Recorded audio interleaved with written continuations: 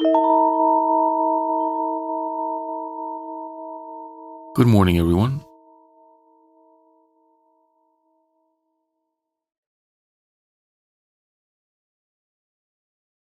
Let's just have a look at the body and see what's going on here. So when I say the body, I refer to everything that has to do with the body, that relates to the body. And that includes the sensations of the body, the seeming structure of the body itself, the physicality. It refers to all the sensory operations of the body: sight, sound, touch, taste, smell, all of the objects that those senses perceive. It refers to thoughts that appear. It refers to emotions that appear. And it refers to the consciousness that seems to be localized here in the body, that feeling or sense of I that seems to have a central point here, somewhere amorphously in the body. Can't really put your finger on where it is, though. So, in this inquiry, the body is all of that. The body is an object. That's pretty easy to see. All of the sensations of the body are objects as well. What does an object mean? An object is something known as separate from a subject. Like, I know that there's a body here.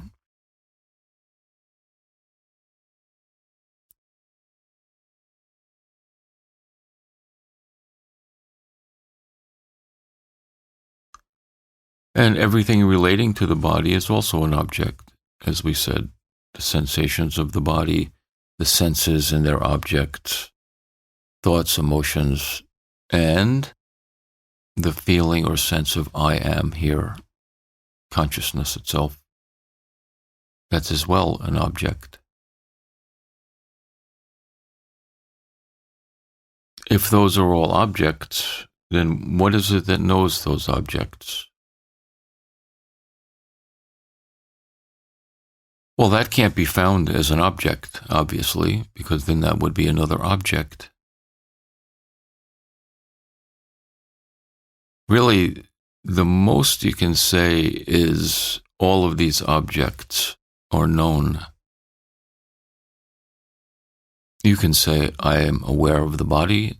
You can say, I am aware of sensations of the body. You can say, I am aware of thoughts appearing. You can say, I am aware of emotions that are appearing. You can say, I am aware of all of the visual objects, auditory objects, the touch, taste, and smell objects. I am aware of all of those things. So what am I? You can even say, I am aware that I am. So even I am is known and can be objectified.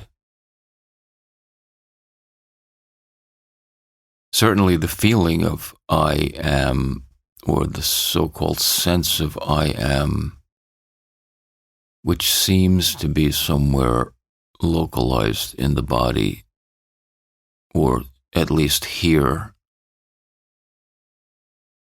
you can say, I know that also as an object.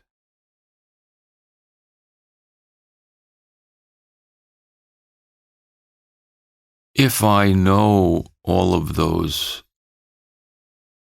objects, from the gross physical objects to the more and more subtle objects, until we get to the subtle sense of I am, then what am I?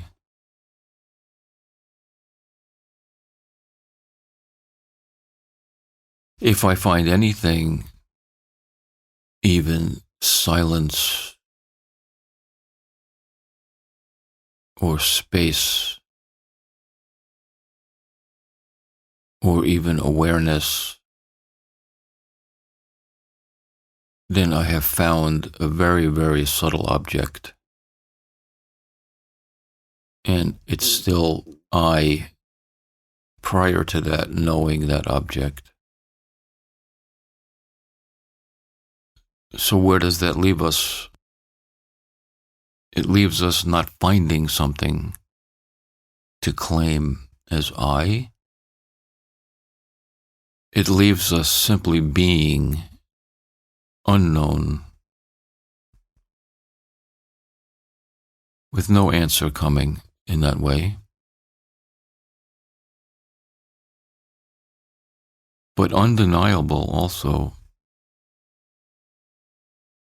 The closest, I feel the closest anyway, words that can attempt to come to it would be pure being knowing, which in Sanskrit is Satchitananda, pure being knowing itself. But of course, even that, now I can say that I've found something. I know that I am pure being knowing itself. It's not intended to have landed on something. It's just intended to be a final pointing, to be dropped also.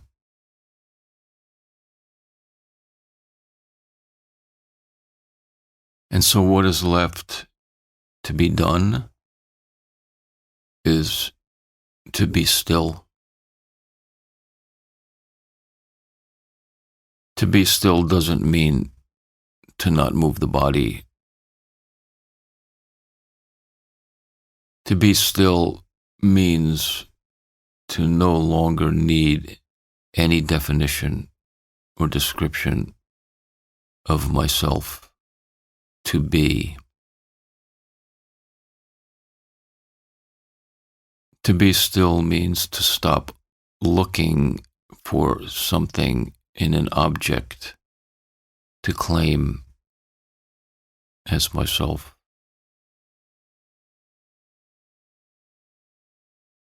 To be still means to stop seeking to attain something other than this.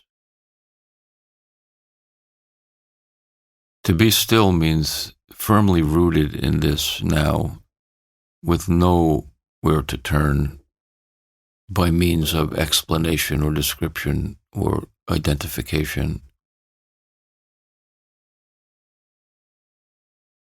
To be still for a moment or forever, but let's say to be still for a moment is the end of you as an ego separate.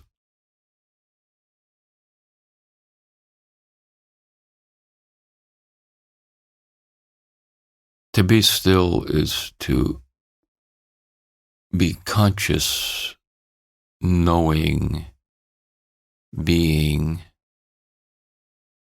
undeniable, with no attributes.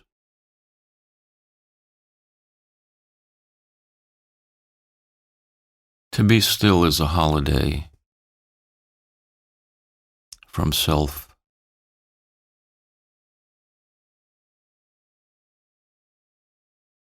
So for a moment, be still.